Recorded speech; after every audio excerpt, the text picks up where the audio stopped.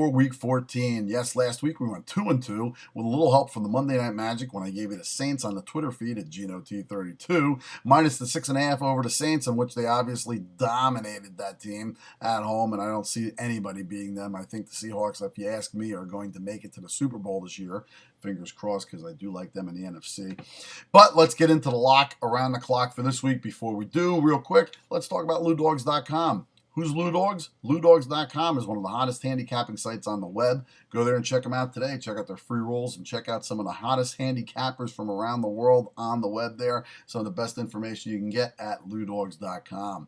On to the 1 o'clock lock. We're going to talk about my Raiders and Lamar Houston and the defense coming into town, into the Meadowlands or MetLife Stadium, Giant Stadium, Jet Stadium. It doesn't matter what it is. They're going to come in and dominate this team. Because last week, if you watched or didn't watch or even just check the stats, the quarterbacks for the Jets are horrible. They have no running game as well. And the Jets quarterbacks last week combined for 108 yards. That's between two quarterbacks. This week, Lamar Houston and that defense are going to come in with a vengeance, looking to take away that Thanksgiving Day massacre that occurred after the second half started in Dallas and Big D last week, when my Raiders actually, well, they covered, but they look pretty bad after having a 21-7 lead. In this game here, if they have a 21-7 lead, if they have a 21-0 lead, if the Jets put up any points in the first half, which I don't think they're going to do, the Raiders are just going to dominate this game. Matt McGloin has found a new weapon in Andre Holmes, who's a monster at 6'4" and 224. He's a huge guy, big burly receiver. He is going to get downfield on this Jets secondary that is just horrible. Denarius Moore is supposed to be back.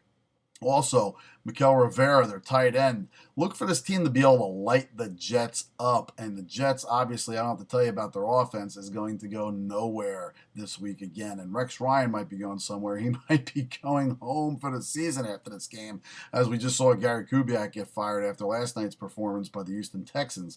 But let's talk about the Raiders. They're getting 2.5 from a Jets team that shouldn't be favored by 2.5, even over a Pee-wee team. That's the 1 o'clock lock. Take the Raiders plus the 2.5. That's the 1 o'clock lock. On to 4 o'clock. I am, yes, going to the well again. I am going to take Seattle. Seattle plus 2 at San Fran. How could you not take the Seattle Seahawks? And let's put it this way. Colin Kaepernick is he's 0-4. He hasn't beaten the Seattle Seahawks yet. And Russell Wilson is just on the top of his game. Marshawn Lynch is looking great. That offensive line is looking terrific. Their defense is ferocious. And I'll tell you what, the San Francisco offense, their running game, which was their strong point, has dipped tremendously in the last couple of weeks, with Frank Gore averaging about 2.8 yards per carry. He's been under 100 yards the last couple games. Their offense really kind of moves, but it moves in a weird way, and it's not in a way that you want to move it with Seattle's defense on the other side of the ball. That defense with Richard Sherman, Cam Chancellor, that defensive line with Mebane, they are way too powerful for this offensive line that's a little bit banged up, with the Potty having a little bit of an ankle problem, and I believe the rest of their offensive line is a little bit beat up as well, as we can obviously see from the running game, and that is not helpful against the Seattle Seahawks team that is playing as well as they are. Look for Seattle to go into the Bay Area and come out a victor with the 2.5 points and winning outright. Take the Seattle Seahawks. That's the 4 o'clock lock. On to the 8 o'clock lock. We're going with the Monday night matchup. Dallas going to Chicago. And I know with Dallas, we can't really trust Tony Romo in December, especially outdoors. But guess what?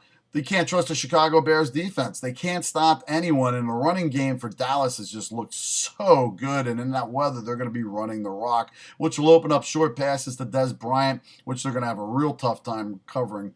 Now, the Dallas defense isn't that great, and Alshon Jeffrey and Marshall should have a pretty good game, and I don't see any reason why Chicago won't be able to move the ball. Now, Dallas, this game is down to a pick'em, but I really love Dallas because I think what they're going to be able to do in this game is to control the ball by the run, and they're going to be able to run the ball very well against the Chicago defense. I don't think Chicago's got enough in the tank to hold up against Dallas for the whole game. I love Dallas plus 1. I love Dallas as a pick'em. I love Dallas to win this game. Sorry, Bear fans, but the Cowboys are coming to town, and they look good enough to beat your Chicago Bears, who just lost to the Minnesota Vikings last week because of bad play calling.